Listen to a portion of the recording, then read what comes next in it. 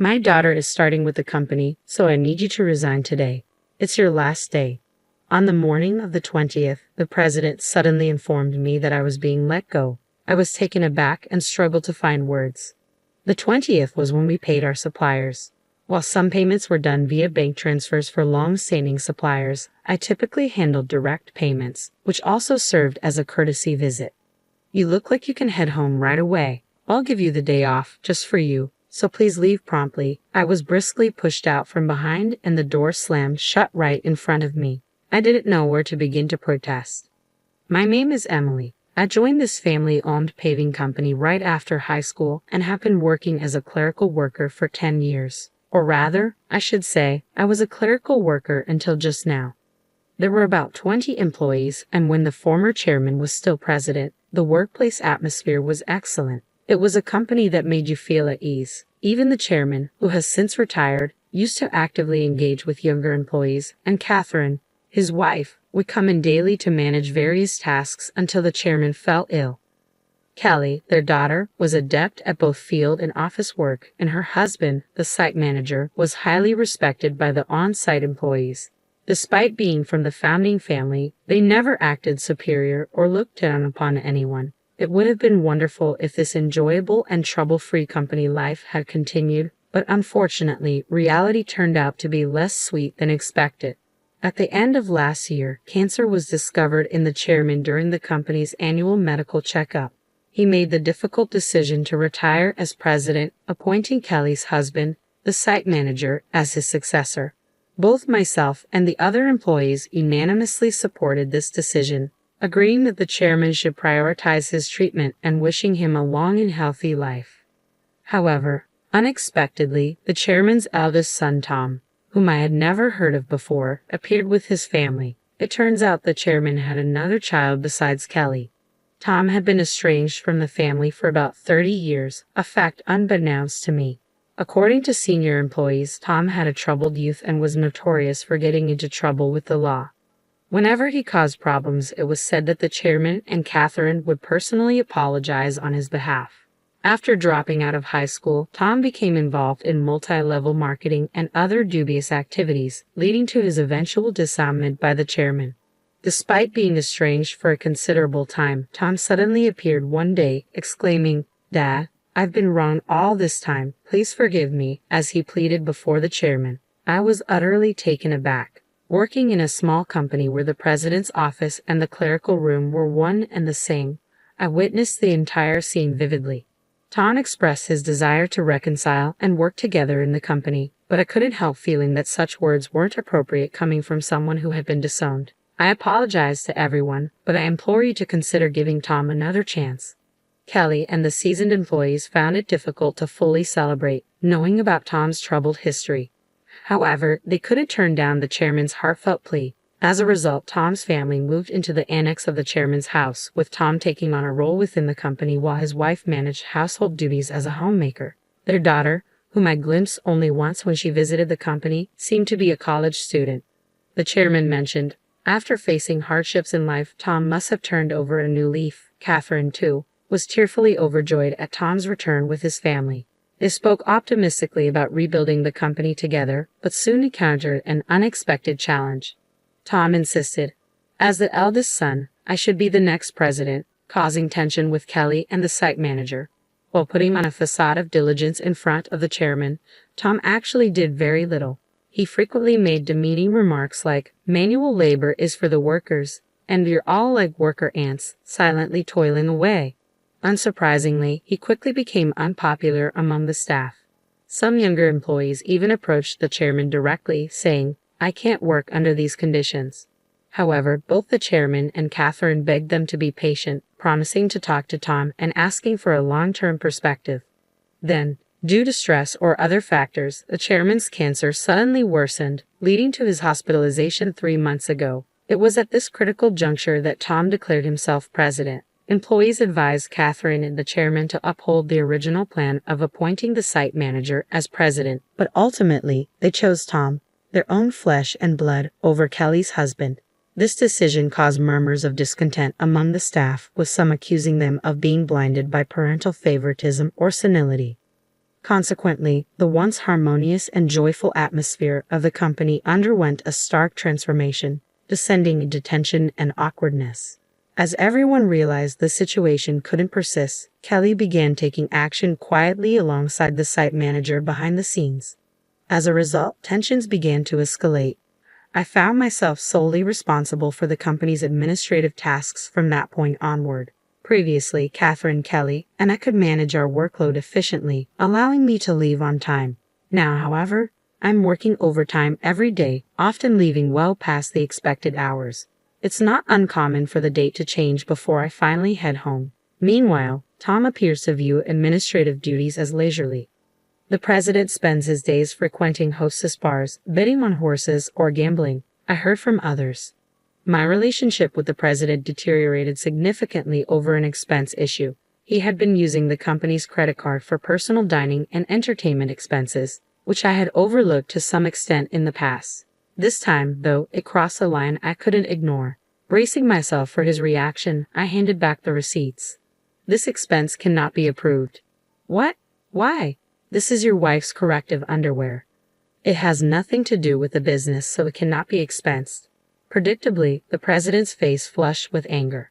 Don't toy with me. She's the president's wife. It's only natural for her to dress well. It's an expense.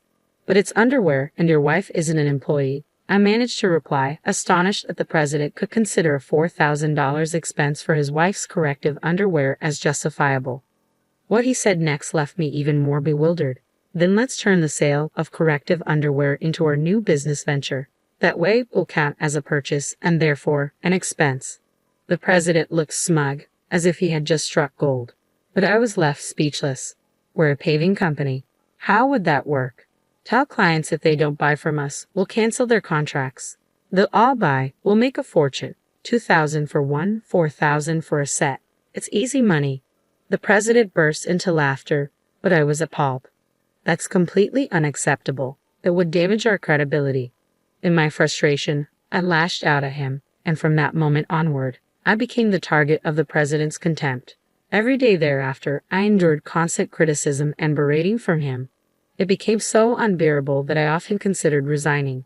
However, driven by loyalty to the chairman who had always supported me and concern for the company's welfare, if I left, I persevered. The truth was, losing my job suddenly would also spell trouble for me. I resolved to endure it until I could make a graceful exit, but then I was summarily dismissed. If I were to leave abruptly now, it would disrupt our client relationships, I said firmly, taking a deep breath as I opened the door. I cannot do this. Quitting without proper notice would leave everyone in a difficult position, including your daughter, who isn't equipped to handle the workload. Besides, today is the day we make payments. I delivered these words in one breath, fully anticipating the president's furious reaction. As expected, his face flushed red with rage. Shut up. I already told you to resign because my daughter is joining the company. Today is your last day.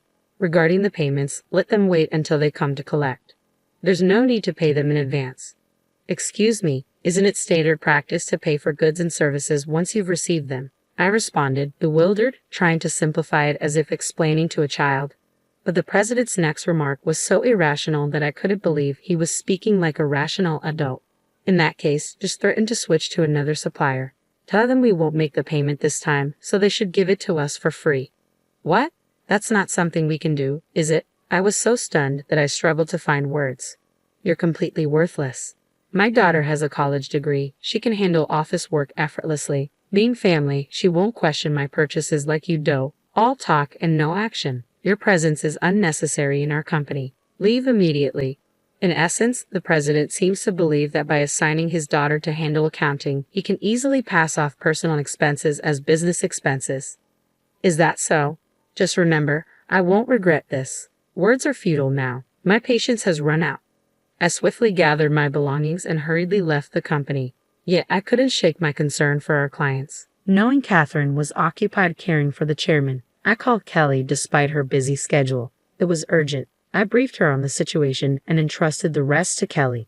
After leaving the company abruptly, I suddenly found myself with plenty of free time. Being terminated without notice was a clear violation of labor standards. If I reported this to the labor office, they would be in serious trouble. Thankfully, our company was part of the middle company payment system, which meant I could claim severance pay and 1 month's salary.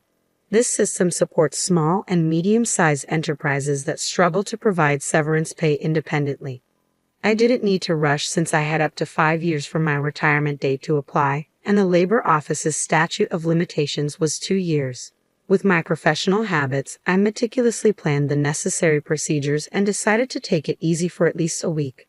Having worked overtime and weekends constantly lately, I hadn't had time for anything at home. There were many places I had wanted to visit once I had settled down, so I chose to take a day trip to the beach for some relaxation. After rejuvenating myself by the sea, I checked my phone, which I had left in a locker, and noticed several missed calls, emails, and voicemails. I opened my email to find I saw a message from Kelly, assuring me that the payment had gone smoothly, and everything was in order. A wave of relief washed over me. Despite the abrupt demand from the president to resign, I couldn't shake off the guilt of leaving in anger. Next, I listened to the voicemail left by someone from the company. It was the president sounding panicked, demanding answers. What's going on? Are you saying I'm not the real president? Did you know about this? Explain yourself. Has he finally realized what a clueless president he is? I couldn't help but smirk to myself. After that, I systematically checked through my emails and voicemails. Among them, I listened to a voicemail from the chairman and immediately decided to head to the hospital.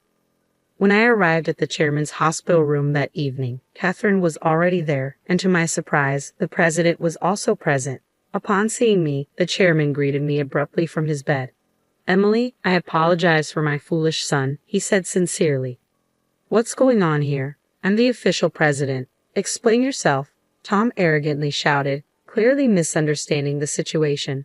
However, the chairman quickly silenced him. "Quiet down. It seems that Kelly contacted the chairman and Catherine right after I called her," I explained.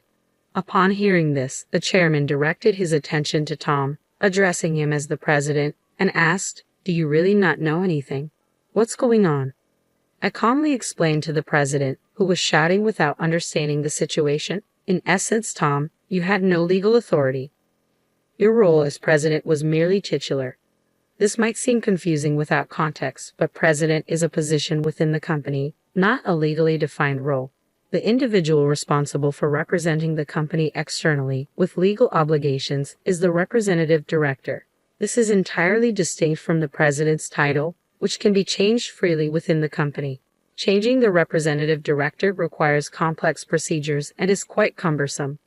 3 months ago, when it was decided that Tom would assume the role of president, there was significant opposition from Kelly, the site manager, and veteran employees.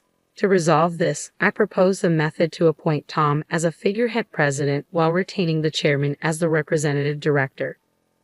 As someone familiar with company procedures and laws for my clerical role, I devised this approach. If Tom showed genuine commitment and earned the respect of all employees, only then would we initiate the formal legal procedures. However, if Tom proved unsuitable as president, the contingency plan was either his dismissal or the company's closure, with Kelly and the site manager preparing to start anew. Kelly had doubts about Tom's ability to change. The chairman and Catherine had unwavering faith in Tom until my unjust dismissal seemed to awaken them. If you aspire to be an entrepreneur, educate yourself thoroughly and prioritize your employees. I emphasized this many times. Isn't it straightforward now? Shall we proceed with the procedures? No, it's impossible. Our company offers stocks to employees who want them, and most have taken advantage of this. Emily owns 10%, making her a major shareholder. We can't disregard her opinions, and the other employee shareholders certainly won't side with you. As the situation sank in, the president's face grew pale. What? Do I have any stocks? None. I intended to give you my shares once you truly prove yourself as president. I'm deeply disappointed in you. You were only after my wealth, thinking I had little time left, weren't you? The chairman slumped in despair, and Catherine fell silent, her face clouded with sadness. Brazenly, the president retorted, "Ha! Of course, I'm the eldest son. What's wrong with taking what I can get? The company is mine." I couldn't forgive him any longer. No, that's not correct. The chairman holds full responsibility as the representative director of the company. Additionally, as a shareholder, I can request a shareholders meeting and seek your dismissal as president. The word dismissal made the president's face rapidly pale. You mean I might get fired? Damn.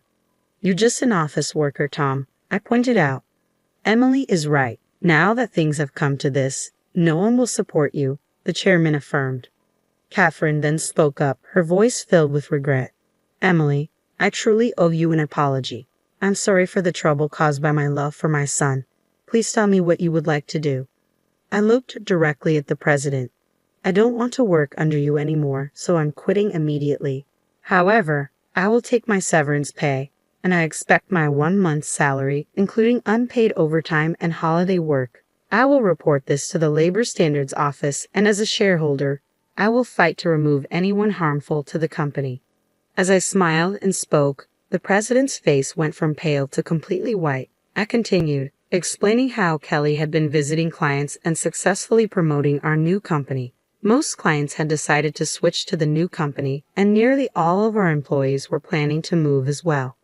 That's impossible. I'll sue you, the president threatened, almost in tears. But the chairman dismissed him.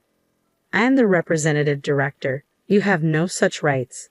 The president, overwhelmed, collapsed to his knees. I felt a complex mix of emotions. Mr. President, it's a shame it came to this. If you had changed your attitude when you returned, things could have been different. There were many opportunities to learn and improve, but you squandered them all. This is a classic case of reaping what you sow. Eventually, the chairman decided to close the company, leaving Tom unemployed. The president's wife attempted to sell corrective underwear, but it didn't sell at all. They were reported for aggressive door-to-door sales and were eventually arrested for running a pyramid scheme. When Kelly returned to her parents' house for an errand, she found several boxes still filled with the unsold corrective underwear. Their daughter found employment at another company, although the details remain unknown. I now work at Kelly and the site manager's new company, and I am happy every day. I want to continue to cherish my relationships with people and live sincerely.